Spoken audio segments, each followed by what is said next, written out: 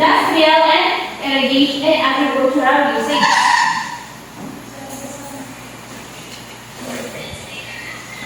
So, sprinkle irrigation is an in-ground sprinkle system.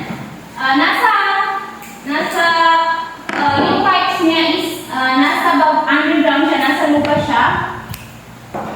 Then, itong sprinkle irrigation na ito is para siyang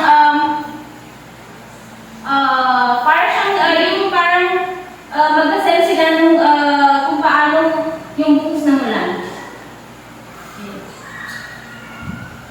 The pipes are fitted with sprinkle heads which cut up from the ground and release water onto your lawn when the system is turned on.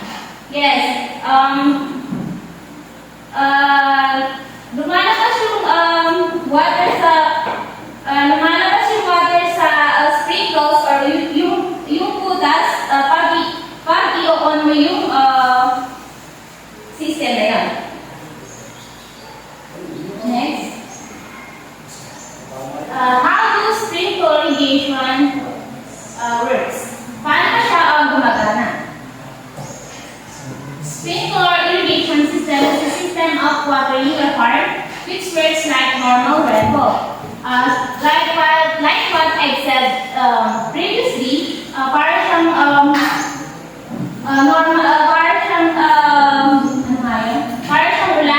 para siyang buhos ng ulan. Water flow passes around through a system of pipes mainly by gravity. Yes, yung water is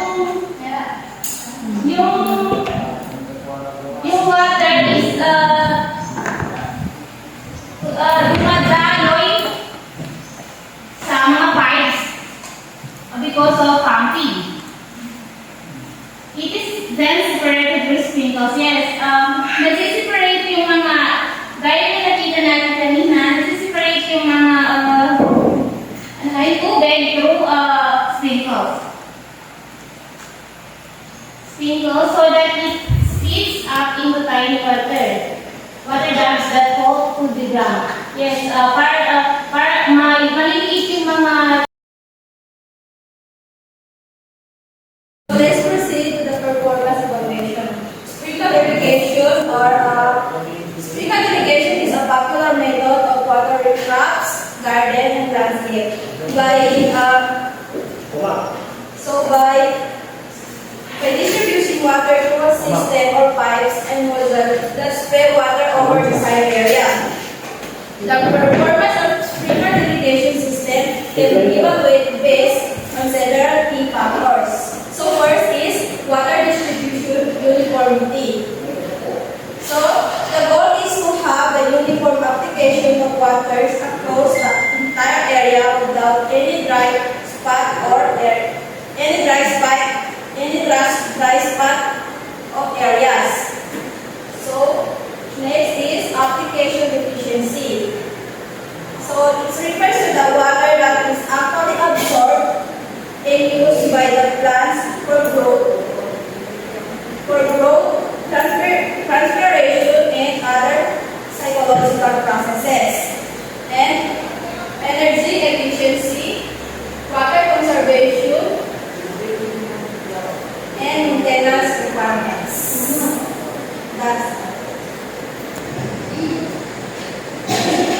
So the operation and maintenance of sprinkler irrigation system is essential to ensure proper water distribution and system longevity.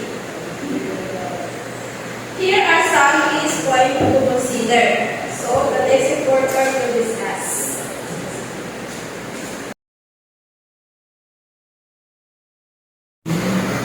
For maintenance, we have our regular inspections. Regular inspections inspect the system regularly for leaks, clogs, damaged components, and signs of wear and tear. Number 2, clean and unclog sprinkler heads. Cleaning and unclog the sprinkler heads, clear and debris, dirt, or mineral deposits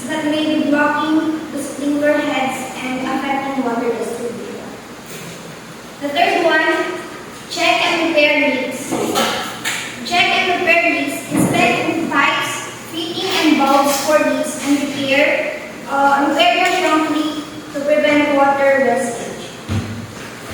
Number 4, adjust sprinkler heads.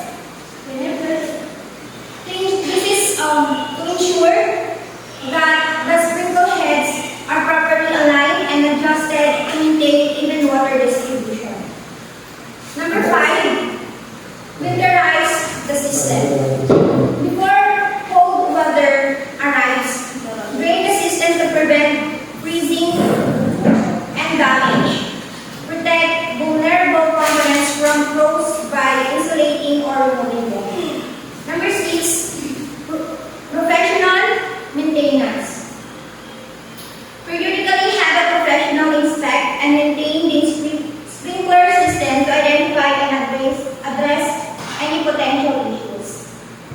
By following these operations and maintenance practices for a sprinkler irrigation system, you can ensure effective water distribution, system performance, and longevity.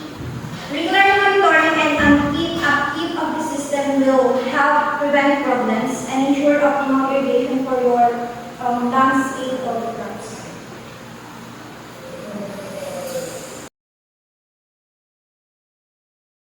Proceed to the economics of sprinkler irrigation. So when you say economics, it is the branch of knowledge concerned with the production, consumption, and transfer of wealth. Or economics is dito natin malalaman yung cost or capital cost na gagamitin natin sa sprinkler irrigation. So sprinkler irrigation can have economic implication in agriculture and landscaping. Here are some ways in which sprinkler irrigation can impact economics. So the number 1 is cost savings. Sprinkler irrigation systems can help farmers save on labor costs associated with manual watering. The automation of watering through sprinklers can also lead to more efficient water use, reducing water wastage and utility costs. So the number 2 is increased crop yields.